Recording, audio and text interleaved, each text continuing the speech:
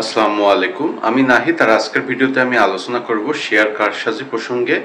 কিভাবে শেয়ার কারসাজি করা হয়ে থাকে এবং কিভাবে শেয়ার কারসাজি থেকে নিজেকে রক্ষা করবেন এই বিষয় সম্পর্কে আজকে আমার ভিডিও। তো চলুন ভিডিওটি শুরু করা যাক। দেখুন, যারা শেয়ার কারসাজি করে থাকে তারা নাম্বার 1 যে কাজটা করেন সেটা হলো তারা অল্প দামের শেয়ারগুলোকে সিলেক্ট করেন, যেমন 5 টাকা, 10 টাকা, 15 টাকা, 20 টাকা দামের শেয়ারগুলোকে সিলেক্ট করেন। এরপরে সেই শেয়ারগুলো প্রচুর পরিমাণে বা বাল্ক কোয়ান্টিটিতে তারা ক্রয় করেন। তো ফলশ্রুতিতে সেই শেয়ারের দামটা বৃদ্ধি পায়, যার কারণে রিটেল ইনভেস্টররা সেই শেয়ারের প্রতি আগ্রহী হন এবং রিটেল ইনভেস্টররা সেই শেয়ার কেনা শুরু করে দেয়। এরপরে যিনি শেয়ার কারসাজি করার উদ্দেশ্যে অল্প দামের শেয়ারগুলো বেশি পরিমাণে ক্রয় করেছিলেন, তিনি তার শেয়ারগুলো ধীরে ধীরে সেল করা শুরু করে দেন, যার ফলশ্রুতিতে সেই শেয়ারের দামটা কমে যায় বা একসময় এসে সেই শেয়ারের দামটা পড়ে যায়। এরপরে নাম্বার 2, যারা শেয়ার কারসাজি করে থাকেন তারা অল্প দামে অত্যাধিক মাত্রায় শেয়ার ক্রয় করে থাকেন এবং তিনি যে কোম্পানির শেয়ার ক্রয় করেছেন সেই কোম্পানি সম্পর্কে ফেক নিউজ মার্কেটে সার্কুলার করে দেন যে অমুক কোম্পানি জমি খুঁজছে ফ্যাক্টরি করার জন্য, কিংবা অমুক কোম্পানি বাল্ক কোয়ান্টিটিতে বা গণহারে প্রোডাকশনে যাচ্ছে, তো সেই কোম্পানির শেয়ারের দাম বৃদ্ধি পাবে। তো এক্ষেত্রে অনেক ব্যক্তি রয়েছে যারা এই ভুয়া নিউজের উপর বিশ্বাস করে তারা সেই কোম্পানির শেয়ার ক্রয় করা শুরু করে দেয়।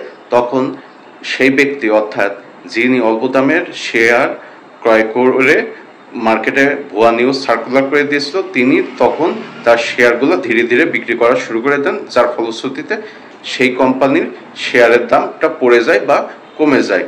তো এখন প্রশ্ন হলো যে শেয়ার কারসাজি থেকে কিভাবে নিজেকে প্রোটেকশন করবেন বা কিভাবে নিজেকে বাঁচাবেন।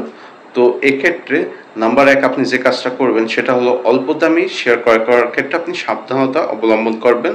যেমন 5 টাকা, 10 টাকা, 15 টাকা, 20 টাকা দামি শেয়ার ক্রয় করার ক্ষেত্রে আপনি সাবধানতা অবলম্বন করবেন। তো এই ক্ষেত্রে আপনি যদি কোনো অল্প দামি শেয়ার ক্রয় করতে চান তাহলে সেক্ষেত্রে আপনি যে কোম্পানির শেয়ারটা ক্রয় করতে যাচ্ছেন সেই কোম্পানির আপনি অবশ্যই ফান্ডামেন্টাল অ্যানালাইসিসটা করবেন।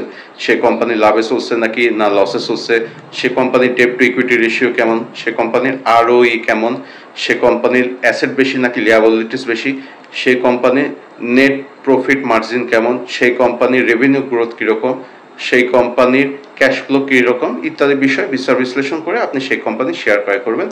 এরপরে নাম্বার 2 আপনি যে কাজটা করবেন সেটা হলো কারোর মুখের কথার উপর বিশ্বাস করে আপনি কখনো কোনো শেয়ার ক্রয় করবেন না।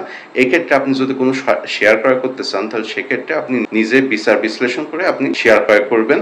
এরপরে নাম্বার 3 আপনি যে কাজটা করবেন সেটা হলো কোনো শেয়ার যদি বারবার সার্কিট ব্রেকার হিট করে তাহলে সেক্ষেত্রে আপনি সেই শেয়ার ক্রয় হতে বিরত থাকবেন। এরপরে নাম্বার 4 আপনি যে কাজটা করবেন সেটা হলো আপনি কোনো শেয়ার ক্রয় করার পূর্বে আপনি সেই শেয়ারের প্রাইস প্যাটার্ন এবং আরএসআই ইন্ডিকেটরটা চেক করবেন।